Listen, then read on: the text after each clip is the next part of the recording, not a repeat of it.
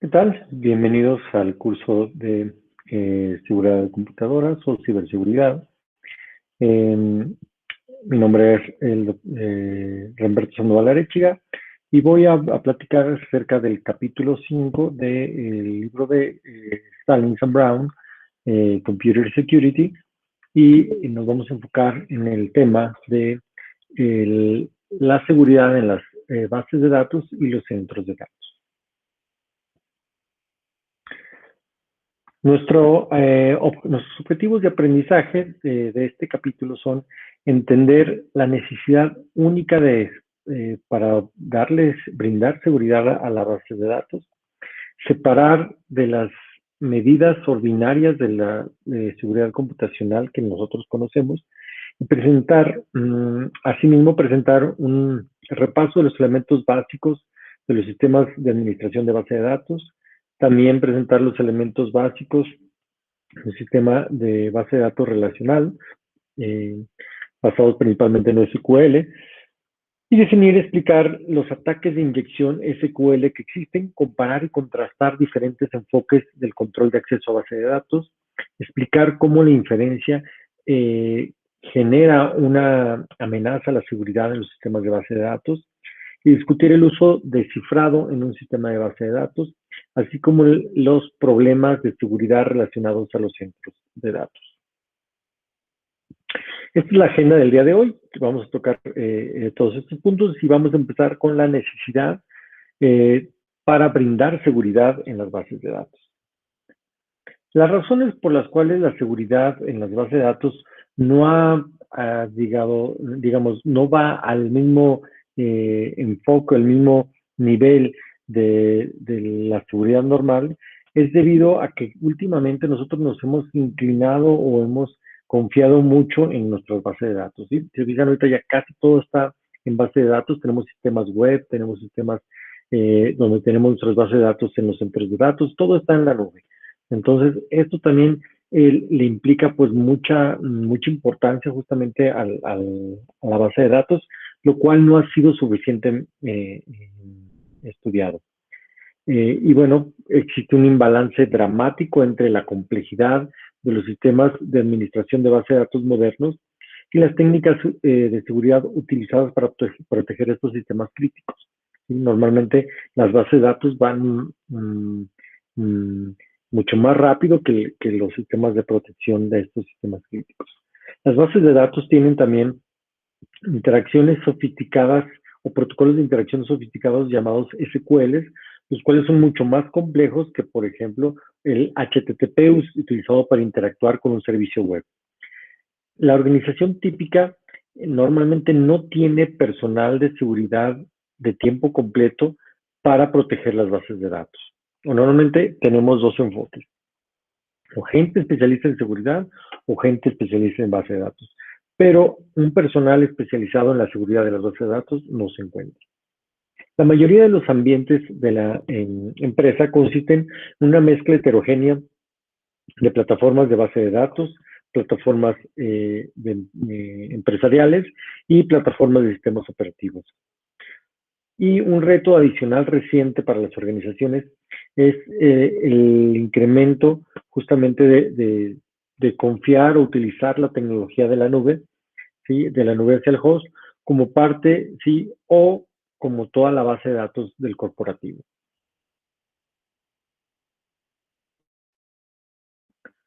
¿Qué son los sistemas de administración de base de datos? Las bases de datos es una colección estructurada de datos almacenadas para su uso por una o más aplicaciones. Contiene las relaciones entre los elementos de datos y los grupos de elementos de datos. Algunas veces puede contener datos sensibles que necesitan ser seguros. Los lenguajes de petición, o los query language, proveen una interfaz uniforme a la base de datos. Normalmente utilizamos el SQL.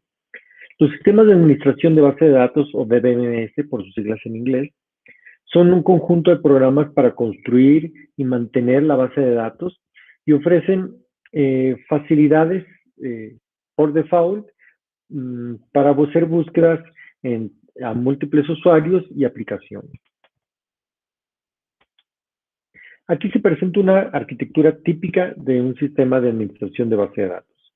Debido a su complejidad y, digamos, nivel crítico, los sistemas de base de datos generan requerimientos de seguridad que son o que se encuentran más allá de las capacidades de un sistema de mecanismos de seguridad basados en sistemas operativos o paquetes de seguridad, digamos, por separado.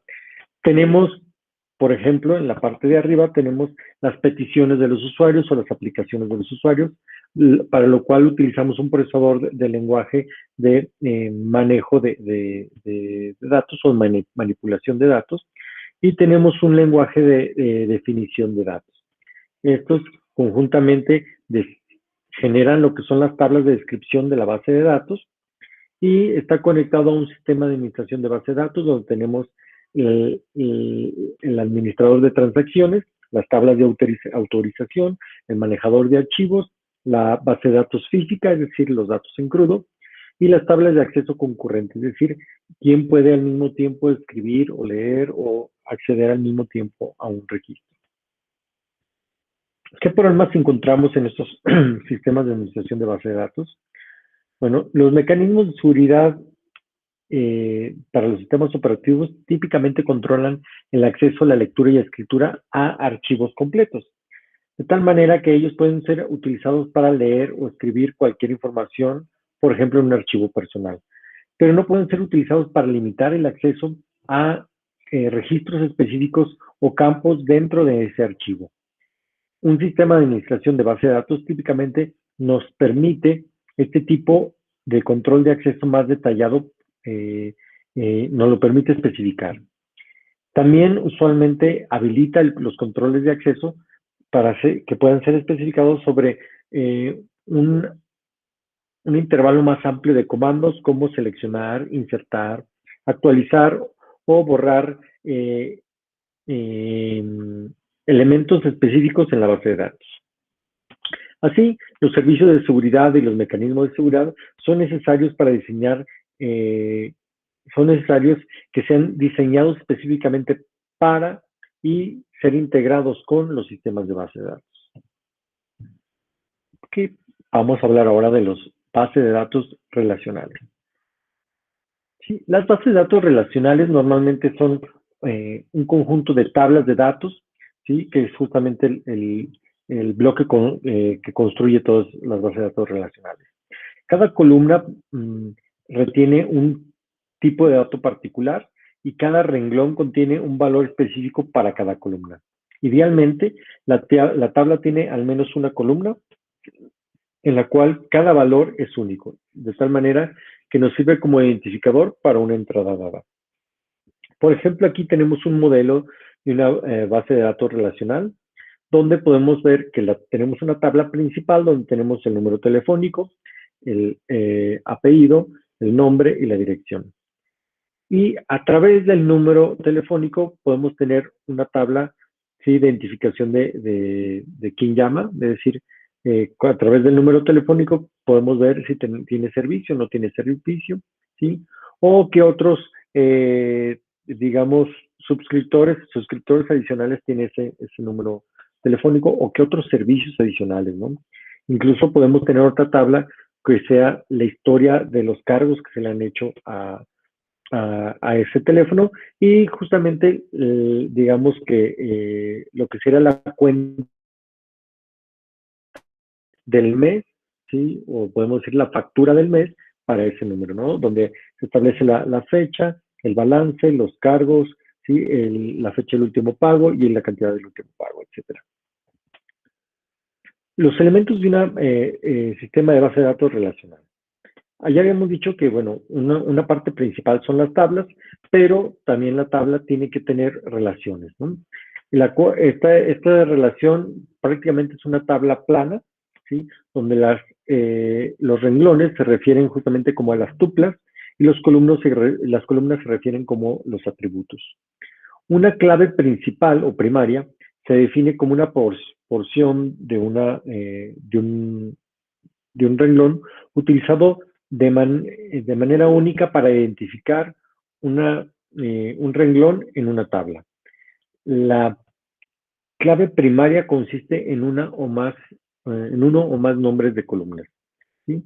Por ejemplo, aquí tenemos en esta tabla tenemos la terminología básica de las bases de datos relacionales, o tenemos el nombre formal, que es relación, tupla o atributo, y el nombre común de la relación es la tabla, de la tupla es el renglón, y del atributo la columna. También se conoce como de la relación, tabla o archivo, tupla, renglón o registro, atributo, columna o campo. Para crear una relación entre dos tablas, los atributos que define la clave primaria de una tabla deben aparecer en los atributos en cualquier otra tabla, donde ellos serán referidos como una tabla foránea. Siempre que el valor de la clave primaria sea único para cada tupla, es decir, cada renglón de esa tabla, una clave foránea, el valor de la clave foránea puede aparecer múltiples veces en una tabla. Así que tenemos una relación de uno a muchos entre un renglón en la tabla con la clave primaria y los renglones en la tabla con una clave foránea. ¿Sí? Por ejemplo, aquí, ¿no? Tenemos la tabla del departamento donde tenemos justamente la clave primaria, ¿sí? Tal vez es un valor simplemente. Tenemos el nombre, ¿sí? Por ejemplo, recursos humanos, educación, cuentas, relaciones públicas, servicios, etcétera. Y tenemos unos números. Pero esta clave primaria se utiliza justamente en otra tabla, ¿sí? Donde se relaciona ya con un nombre, un código de salario, ¿sí? O un teléfono, ¿sí? Vean que si yo junto estas dos a través de la clave primaria y la clave foránea, yo obtengo una vista derivada de estas dos tablas. Y es justamente una relación que se genera entre ellos.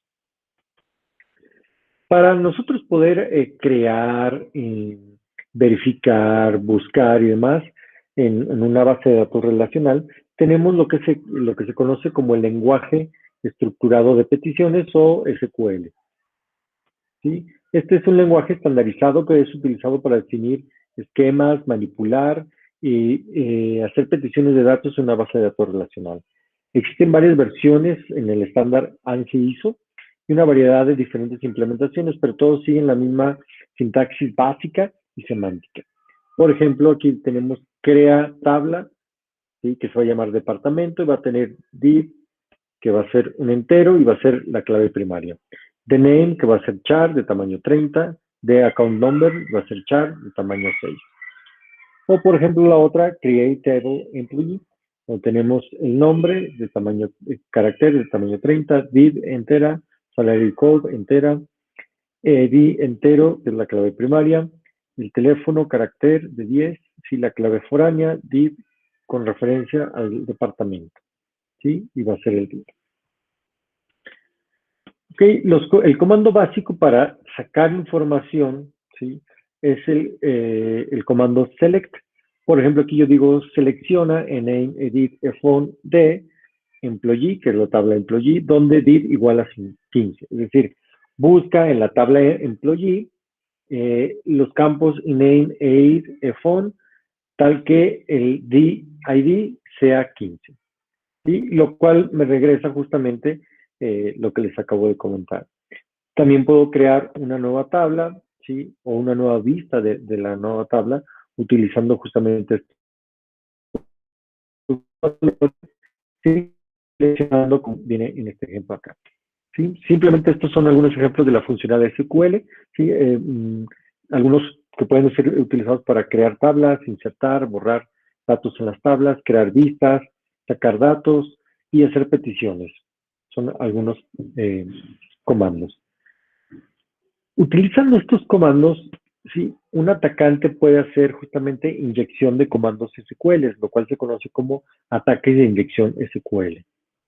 Estos ataques de inyección SQL son uno de las amenazas de seguridad más prevalentes y peligrosas en los sistemas basados en redes, diseñados para explotar la naturaleza de las páginas de aplicaciones web y mandamos comandos SQL maliciosos al servidor de base de datos.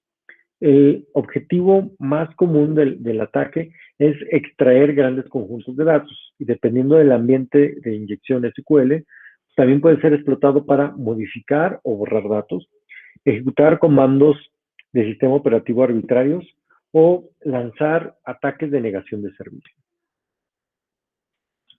Aquí tenemos una figura donde podemos observar un ataque típico de inyección de SQL, donde tenemos un hacker que encuentra una vulnerabilidad, ¿sí?, en un servidor web, ¿sí? De hecho, puede ser este de aquí. Este servidor web justamente puede tener alguna falla, no puede estar actualizado. Entonces, él utiliza esta falla, ¿sí?, justamente para inyectarle tráfico que será aceptado primeramente por un firewall y llegará justamente a este servidor web. El servidor web recibe el código malicioso y lo manda al servidor de aplicación web, que sería este de abajo. El servidor de aplicación web recibe el código malicioso del servidor web y lo manda al servidor de base de datos, que sería este de acá. El servidor de base de datos ejecuta el código malicioso en la base de datos y la base de datos regresa la tabla de las tarjetas de crédito, ¿sí? De tal manera que obtiene justamente el hacker esa información. El servidor de aplicación web dinámicamente genera una página con los detalles de las tarjetas de crédito de la base de datos. El servidor web entonces manda los detalles de las tarjetas de crédito al hacker. Y eso sería justamente cómo funciona. Esta técnica de inyección, este ataque, perdón, SQL, típicamente funciona de manera, terminando de manera prematura una cadena de texto, ¿sí?, y anexando un comando nuevo. Debido al comando insertado, muchas de las cadenas adicionales agregadas a ella serán ejecutadas por debido a que el comando insertado puede tener cadenas adicionales agregadas a ella, antes de ser ejecutado, el atacante termina la cadena inyectada con una marca de comentario que es guión guión. El texto subsecuente de ese guión guión se ignora del tiempo de ejecución. Por ejemplo, tenemos este de aquí, ¿sí? Tenemos algo que es pues, prácticamente, o puede verse de manera normal. Sin embargo, vean que, bueno, cuando yo, pongo esto, pero sin embargo, imagínense que ahora el usuario pone esto de aquí. Ven que el punto coma le dice, ya terminé, y ahora te estoy diciendo que hagas este nuevo comando, y este nuevo comando es drop table, order table, y guión guión, lo que venga después no lo va a hacer. De tal manera que lo que se va a ver es justamente esto. ¿Sí? Vean que aquí termina, ¿sí? Y voy a poner esto. El punto y coma justamente separa dos comandos, ¿sí? De tal manera que yo obtendría justamente el borrado de esta tabla, ¿no? El drop sería borra la tabla. Ok. ¿Cómo pueden ser estos ataques SQL, de inyección SQL? Por ejemplo, utilizando la entrada de usuarios, ¿sí? Un atacante inyecta comandos SQL proviendo una entrada de usuario armada, maliciosamente, ¿sí? O utilizando variables de servidor, donde un atacante puede construir los valores que serán colocados en los encabezados HTTP y de red y explotar esta vulnerabilidad directa en los encabezados. O también se puede inyección de segundo orden, donde un usuario malicioso puede confiar en los datos que ya están presentes en el sistema o en la base de datos y lanzar un ataque de inyección SQL. Así que cuando el ataque ocurre, la entrada que modifica la petición para causar un ataque no viene desde el usuario, sino viene del mismo sistema. Es decir, modifico yo parte del sistema para cuando el sistema vaya y traiga esa información, se ataque a sí mismo. Otra manera es utilizar las mentadas cookies o las galletas de los navegadores.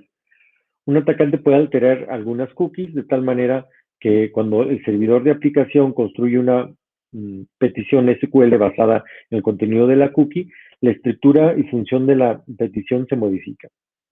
O lo último sería la entrada de usuario física, ¿sí? Que es aplicar la entrada del usuario que se construye un ataque fuera del reino de las peticiones, pues, es decir, construirla aparte y después inyectarla al servicio web.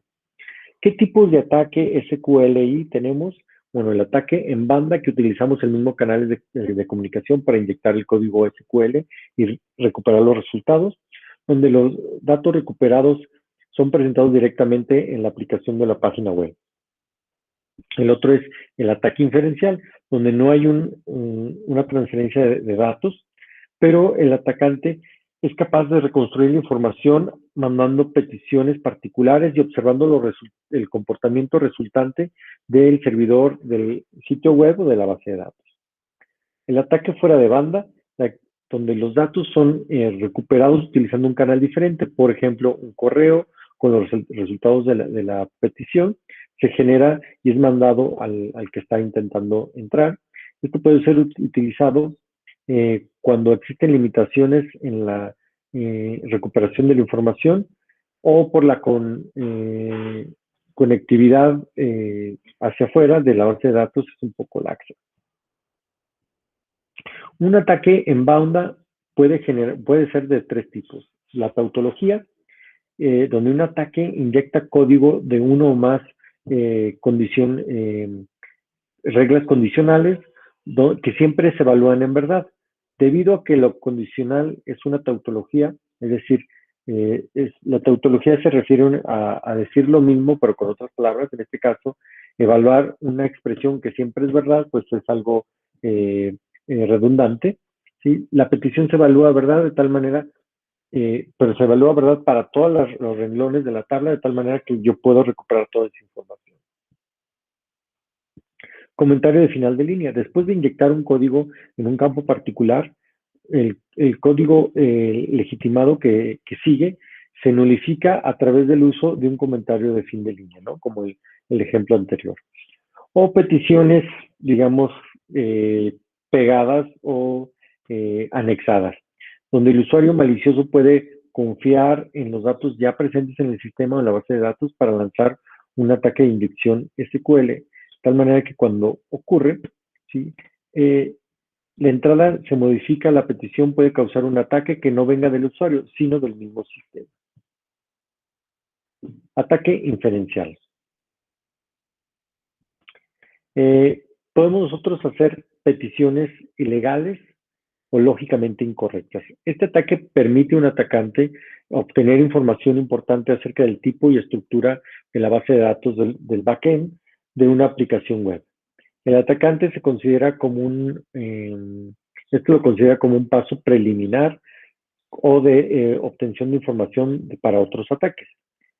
La vulnerabilidad dejada por este ataque es que la página de error por default regresada por algunos servidores de aplicación es a veces demasiado descriptiva. De hecho, el simple hecho de un mensaje de error se genera puede de manera muy seguida revelar parámetros vulnerables o inyectables a un atacante. La otra técnica para el ataque inferencial es la inyección de SQL ciego. Este permite al atacante inferir los datos presentes en un sistema de base de datos, aun cuando el sistema está suficientemente seguro y no despliega ninguna información errónea hacia el atacante. El atacante pregunta al servidor o hace preguntas al servidor de verdadero o falso.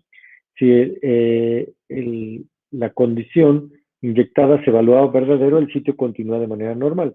Si la condición se evalúa falsa, ¿sí? Aunque no hay un mensaje de error descriptivo, la página difiere significativamente de la página funcionando normalmente.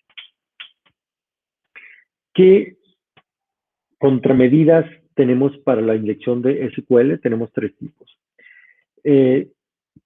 Codificar de manera defensiva, es decir, verificar yo justamente que cuando estoy metiendo datos, ¿sí?, a una petición, verificar que esos vienen en un formato normal, aceptable, ¿sí? La otra es hacer una inserción de una petición parametrizada donde no le permito a la aplicación que me mande, digamos, toda la cadena SQL, sino quiero que me diga qué acción quieres hacer y qué parámetros hay para cada una de ellas.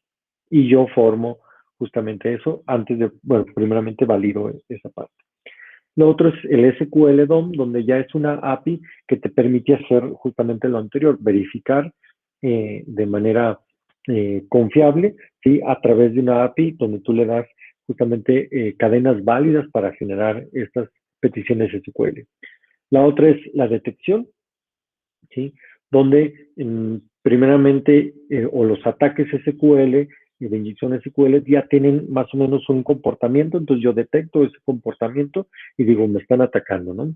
La otra es lo contrario, detecto yo o estoy buscando un comportamiento normal. Cuando alguien se salga de lo normal, entonces detecto el ataque, ¿no?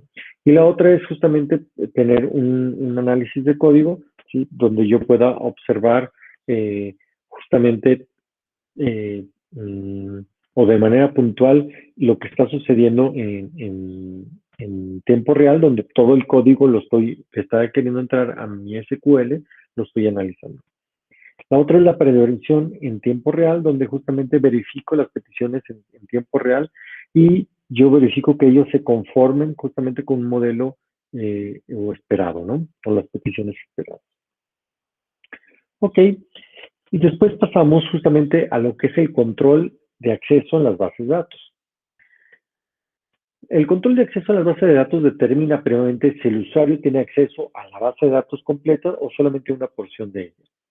También define o determina qué derechos de acceso tiene el usuario, por ejemplo, crear, insertar, borrar, actualizar, leer y escribir. También soporta un intervalo o un rango de políticas administrativas como una administración central donde un número pequeño de usuarios privilegiados puede dar o quitar los derechos de acceso. Tenemos también una administración basada en la pertenencia, donde el creador o el que es dueño de la tabla puede brindar o quitar los derechos de acceso a la tabla. O una administración descentralizada, donde el dueño de la tabla puede quitar y revocar los derechos de autorización a otros usuarios, permitiéndoles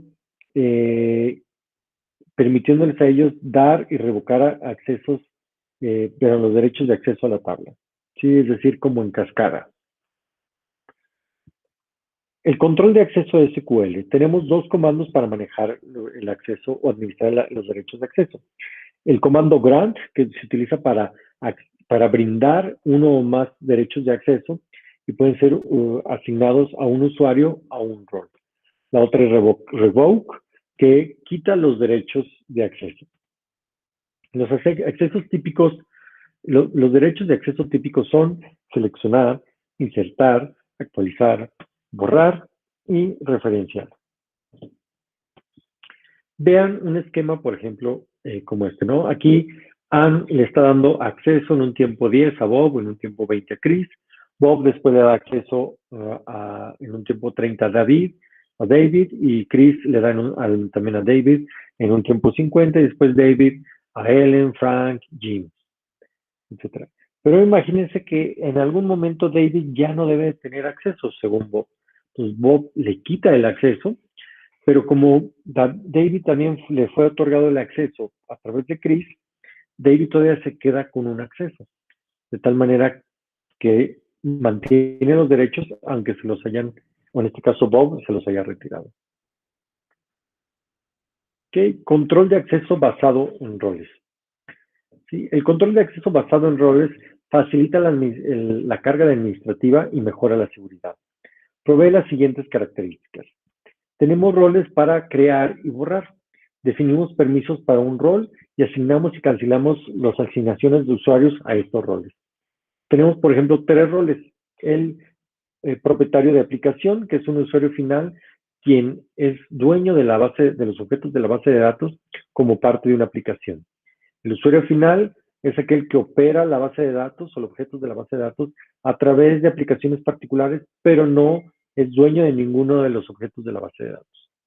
El administrador es el usuario, el cual tiene la responsabilidad administrativa para parte o la parte de la base de datos o la base de datos completa. Por ejemplo, aquí tenemos los roles en Microsoft SQL, ¿no? Tenemos el sysadmin, que puede hacer cualquier actividad, ¿sí? Tenemos el server admin, ¿sí? Tenemos el setup admin, el security admin, etcétera. Y vean que cada uno tiene sus permisos, ¿sí? Y en esos roles de servidor fijo. Y tenemos otros roles fijos de la base de datos, donde tenemos el propietario de la base de datos, ¿sí? El access admin de la base de datos, el data reader, etcétera, etcétera, etcétera. Inferencia. La inferencia es el proceso mediante peticiones autorizadas o mediante realizando peticiones autorizadas y deduciendo información no autorizada de respuestas legítimas recibidas. Cuando la combinación de un número de ítems de datos o elementos de datos es más sensible que los elementos individuales, o cuando la combinación de ítems de datos puede ser utilizada para inferir datos de una sensibilidad mayor. El camino de la transferencia de información por el cual datos no autorizados se obtienen se conoce como un canal de inferencia. Tenemos dos opciones para la inferencia. El análisis funcional de las dependencias entre los atributos dentro de una tabla o entre tablas y mezclando vistas con las mismas restricciones. Por ejemplo, yo aquí tenemos en la figura una persona que está haciendo acceso autorizado, ¿sí? A datos no sensibles, pero puede inferir justamente datos sensibles, ¿sí? A pesar que no tenga acceso autorizado. Y aquí tenemos un ejemplo, ¿no? Por ejemplo, yo puedo crear una vista 1 y la vista 2, donde tengo estas dos tablas, ¿sí? Aquí del lado izquierdo tenemos los comandos y aquí tengo la tabla. Y genero estas dos vistas. Pero mezclando estas dos vistas yo puedo tener esta tercera, donde prácticamente tengo la vista de arriba, ¿no? O tengo toda la tabla de arriba, ¿sí? Entonces hay que tener cuidado, ¿sí? Si yo filtro de una manera y lo filtro de otra manera, puedo combinar los resultados y justamente inferir la primera tabla. Aquí, este es otro ejemplo donde tenemos a lo mejor las personas que trabajan en una empresa, su posición, su salario y departamento. Y, por ejemplo, puedo pedir el salario, tal vez no sé su nombre o la posición del salario. Y aquí veo el departamento y el nombre, mezclo las dos y ya tengo el nombre, la posición, el salario y el departamento. ¿Sí? Ok. ¿Puedo yo tener la detección de inferencia? Sí, tengo dos enfoques. Primeramente, la detección de inferencia durante el diseño de una base de datos. Para esto, remuevo los canales de inferencia alterando la estructura de base de datos o cambiando el control de acceso, el régimen de control de acceso para prevenir la inferencia. Las técnicas en esta categoría normalmente resultan en controles de acceso mucho estrictamente pero más estrictos y necesariamente y reducen la disponibilidad. La otra técnica es la detección de inferencia en el tiempo de la petición.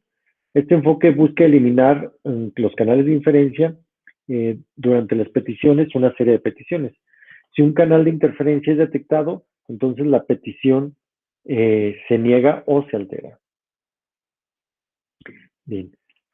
Viene lo que es el cifrado de la base de datos. El cifrado de la base de datos es típicamente, la base de datos es típicamente de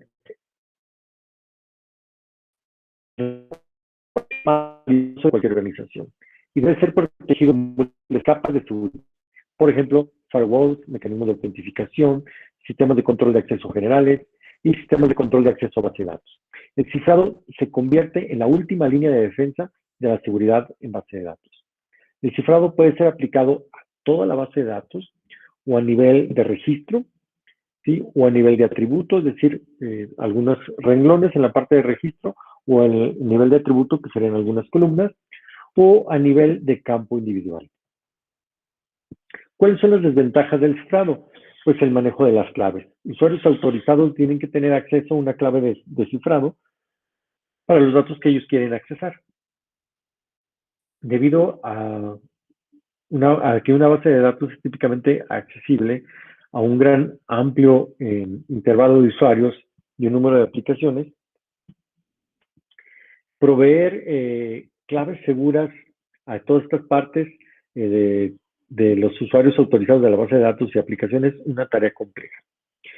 Por otro lado, tengo la inflexibilidad. Cuando parte o toda la base de datos está cifrada, se convierte en algo mucho más difícil de hacer una búsqueda de registros. ¿Por qué? Porque los datos están cifrados. Entonces, antes de buscarlo, tendría que descifrar. Este sería un esquema de cifrado en una base de datos. Tengo primeramente las entidades, que sería el dueño de la base de datos, que es una organización que produce datos, que los hace disponibles para liberarlos de manera controlada dentro de la organización o usuarios externos. Por otro lado, tengo el usuario, que es la entidad humana que presenta las peticiones, ¿sí?, al sistema. El usuario puede ser un empleado de la organización al cual se le da el acceso a la base de datos a través del servidor, o un usuario externo quien, después de autentificación, se le da el acceso. El cliente es justamente el front-end o la fachada que transforma las peticiones de usuario en peticiones cifradas de los datos almacenados en el servidor. El servidor es una organización que recibe los datos cifrados del propietario de los datos y los hace disponibles para su distribución a los clientes. El servidor puede, de hecho, ser parte del dueño de los datos, pero típicamente es una facilidad o una instalación normalmente mantenida y del cual es dueño un proveedor externo. Por ejemplo, aquí presentamos el esquema de una secuencia de una cifrado de base de datos. En primer lugar, el usuario realiza una petición SQL para algunos campos o más registros con valores específicos en una clave primaria, la cual llega al procesador de peticiones y en el cliente cifra la clave primaria, modifica la petición SQL de acuerdo a ello y transmite la petición al servidor. El servidor procesa la petición en el punto 3 y usando el valor cifrado de la clave primaria y regresa los registros o registros apropiados. Después el procesador de peticiones descifra los datos y le regresa los resultados al usuario. Por ejemplo, aquí podemos ver una base de datos cifrada. Por ejemplo, puede ser justamente esto, ¿sí? Y vean que aquí tenemos los mismos campos, pero probablemente están cifrados. Y aquí tenemos una clave para descifrar justamente esos campos, ¿sí? Vean que a pesar que tengan los mismos valores, bueno, a través de la parte del cifrado, pues eso no, como es diferente, pues no va a ser lo mismo. Ok, finalmente vamos a hablar de la seguridad en los centros de datos. Un centro de datos es una instalación de una empresa que alberga un número grande de servidores, dispositivos de almacenamiento, ¿sí? Switches de red y equipo de red. El número de servidores y dispositivos de almacenamiento puede ir desde las decenas a miles en una instalación sencilla, en un edificio. Un centro de datos generalmente incluye redundancia, ¿sí? O fuentes de potencia de respaldo, conexiones de red redundantes, controles ambientales como aire acondicionado, supresión de fuego y varios dispositivos de seguridad. Los grandes centros de datos son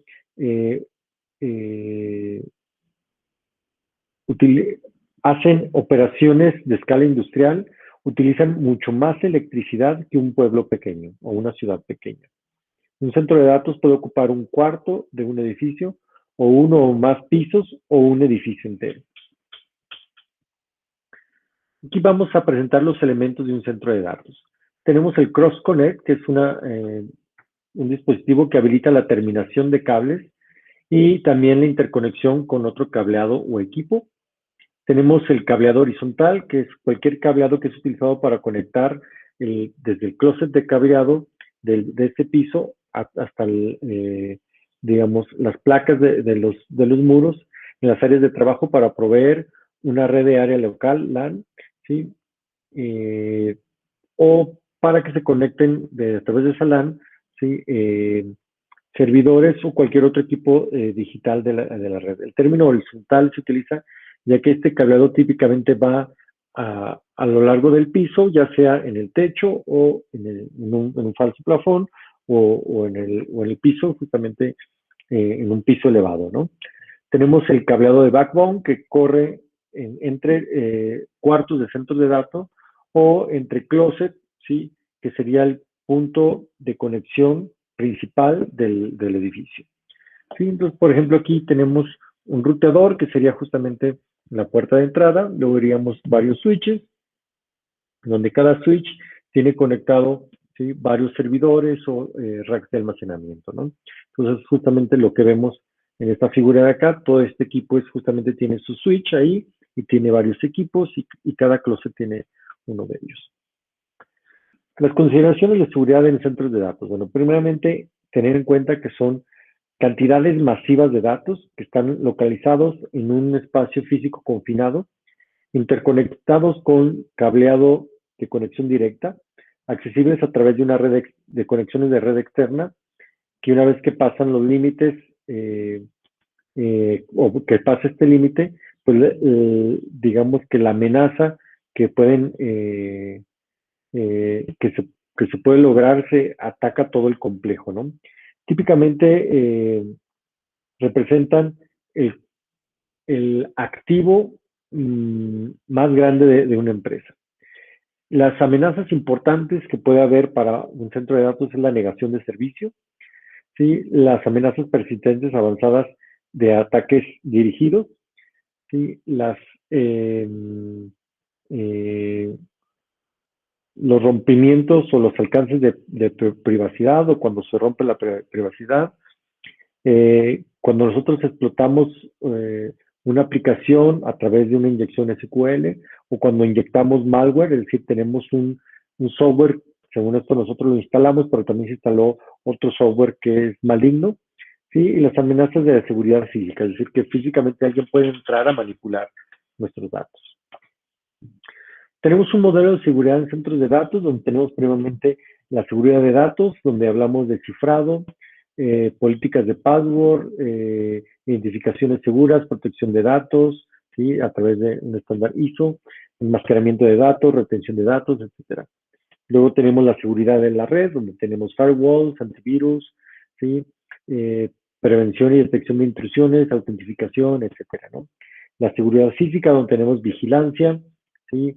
Eh, digamos, zonas de autentificación, zonas de seguridad, las ISO 27001, 27002, ¿sí?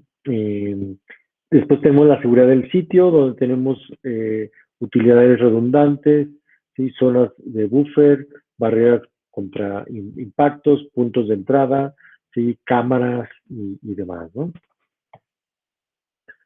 La TIA, que es la Asociación de la Industria de Telecomunicaciones, tiene un estándar que es el 492, ¿sí? O inició con un estándar 492, después que hablaba de algunos tópicos mínimos para esta parte, que era la arquitectura de red, el diseño eléctrico, el almacenamiento de archivos, el respaldo, la redundancia del sistema, el control de acceso a la red, la seguridad, el manejo de las bases de datos, el web hosting, el application hosting, la distribución de contenido, el control ambiental, la protección en ataques físicos, por ejemplo, el fuego, la inundación, ¿sí? Una tormenta, ¿sí? O la administración de la potencia. Después lo actualizó al 942 para los centros de datos, donde definen áreas funcionales. ¿Sí? Estas áreas funcionales son justamente el cuarto de cómputo, que es la porción del dato del centro de datos que tiene todo el equipo del procesamiento de datos. El cuarto de entrada, donde es uno o más cuartos de entrada que tienen el acceso al proveedor de equipo de la red externa. Provee también una interfaz entre el cuarto de cómputo de equipo y los sistemas de cableado de la empresa. Es una separación física del cuarto de entrada al cuarto de cómputo. Provee una mejor seguridad. Tenemos el área de distribución principal, que es el área localizada centralmente que tiene los cross-connect o las conexiones principales de los ruteadores principales, el switches LAN, ¿sí? O las infraestructuras tipo SAN, ¿sí? Que es Network Area, Storage Area Network, ¿no? Tenemos la área de distribución horizontal, HDA, que se ve el punto de distribución para el cableado horizontal, ¿sí? Y tiene justamente los switches Cross Connect y el equipo activo para distribuir el cable y hacia el área de distribución, de equipo de distribución. Área de equipo de distribución o EDA es la ubicación de los gabinetes del equipo o los racks con los cableados horizontales que terminan en los patch panels. Tenemos el área de la zona de distribución, que es un punto de interconexión opcional en el cableado horizontal entre el HDA y el EDA, el ZDA puede actuar como un punto de consolidación para reconfiguración, flexibilidad o tener equipo, digamos, separado como un mainframe o una computadora central. ¿Sí? Entonces aquí tenemos justamente en esta figura tenemos justamente el cuarto de entrada, donde tenemos la conexión de los portadores o los mentados carriers, donde llega ahí nuestra conexión a internet. Después viene al área de distribución principal, donde tenemos nuestro router principal, la parte del backbone principal con los diferentes switches, donde mandamos a cada una de las áreas horizontales. ¿Sí? Aquí, por ejemplo, esta tiene una área adicional y finalmente la área que le llega al equipo, que llega al rack o al gabinete, ¿no? Vean que aquí tenemos el cuarto de telecomunicaciones, donde tenemos justamente el centro de operaciones, etcétera, ¿sí? O los cuartos de soporte, ¿no? También la TIA 942 establece una disponibilidad o el tiempo de caída anual, ¿no? Y tenemos diferentes, digamos, niveles, ¿sí? Donde tenemos justamente el nivel del 1 al 4, ¿sí? Donde el 4 es el más crítico, el 1, digamos, el normal, y tenemos un sistema, un diseño de sistema, por ejemplo, el 1 es susceptible a disrupciones o caídas, ya sea planeadas o no planeadas. Tenemos un camino sencillo para distribución de potencia y enfriamiento sin componentes redundantes. Puede o no tener piso alzado, ¿sí? UPS o generador. Toma 3 meses implementar y debe ser apagado completamente para hacer o realizar un mantenimiento preventivo. El 2 es menos susceptible a disrupciones, etcétera. Y bueno, me voy a ir hasta el último, que es el más crítico. Ustedes lo pueden revisar ya con calma. Donde tenemos justamente el 4, que la actividad planeada es no, no rompe la carga crítica y el centro de datos puede sostener al menos un peor caso no planeado sin impacto a una carga crítica. Ahí vamos a tener múltiples caminos de distribución, tanto de alimentación, ¿sí? O de potencia y de enfriamiento, que incluye componentes redundantes, y le toma de 15 a 20 meses implementar. Ver que la disponibilidad en el primero es 99.67% y el otro es 99.99%, ¿sí? Donde el tiempo de caída anual en el primero es de 28.8 horas y en el otro es de 0.4 horas. Ok, con esto terminamos el capítulo de seguridad en centros de datos y bases de datos. Muchas gracias por Zoom. asistencia.